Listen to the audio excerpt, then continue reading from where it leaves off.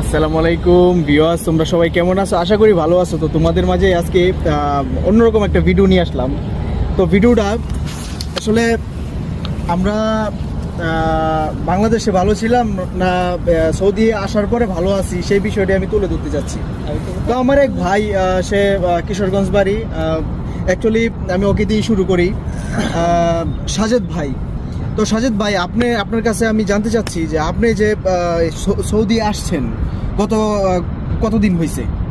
আমি তো সৌদি আরব আসছি 4 মাস হয়ে গেছে। যাই হোক, 4 মাস হয়ে গেছে। তো 4 মাসের ভিতরে আপনার অনুভূতিটা আমি জানতে চাচ্ছি যে আপনি ওই 4 মাসের ভিতরে আসার পরে আপনি কি বাংলাদেশে ভালো ছিলেন না ওই সৌদি আসার পরে আপনি ভালো আছেন? আপনার অনুভূতিটা একটু জানতে চাই, একটু জলদি বলবেন ভাই। ভাই বলতে গেলে তো বাংলাদেশে ভালো ছিলাম। আচ্ছা, বিদেশ আচ্ছা। আসছি মনে করেন যে আচ্ছা। 5-6 লক্ষ টাকা খরচ করে আচ্ছা, 12 আচ্ছা। ঘন্টা ডিউটি করতেও, আচ্ছা আচ্ছা বুঝছেন, রুমে গিয়ে আবার নিজে খাবার পাকায়া খাইতেও। আচ্ছা আচ্ছা। এটা তো ভাই কষ্টই, আচ্ছা, বুঝেন না? অবশ্যই।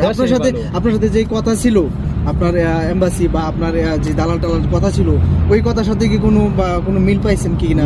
না, তাদের কথার সাথে মনে করেন যে বাংলা যে এমবাসি, তাদের কথার সাথে কোনো মিল নাই। মনে করেন যে বললে আনছে যে 8 ঘন্টা ডিউটি, আচ্ছা, আচ্ছা। 1000 রিয়াল বেতন, 12 ঘন্টা ডিউটি 1100 রিয়াল বেতন। আচ্ছা আচ্ছা আচ্ছা। বুঝেন, বাংলাদেশের কোনো embassy- ওভারটাইম কোনো কিছুই নেই? না, কোনো কিছু নাই। তা আসলে Direct মেরে ভাই, দিচ্ছে। এগুলা আসলে আমরা কি বলবো? আমাদের বাংলাদেশের কথা আর বলে লাভ নাই ভাই, ঠিক আছে? আমরা অ্যাকচুয়ালি অন্য কান্ট্রিজে আমরা এটা বলতে পারি যে আমরা কপাল পোড়া, ঠিক আছে? আমরা বাংলাদেশের মানুষ আসলেই কপাল পোড়া। যাই হোক, পুরাটাই সরকারের। হ্যাঁ, আসলে আমাদের জন্য আমরা এত কষ্ট করি, এত রেমিটেন্স চেষ্টা করি পাঠানোর জন্য, বা আমাদেরকে বলা হয় রেমিটেন্স ফাইটার বলা হয়। যাই হোক, যেভাবে বলুক, কিন্তু আমরা আসলে আমাদের দিকে কেউই তাকায় না। এটি হচ্ছে বড় বিষয়, আমাদের দিকে কেউই তাকায় না।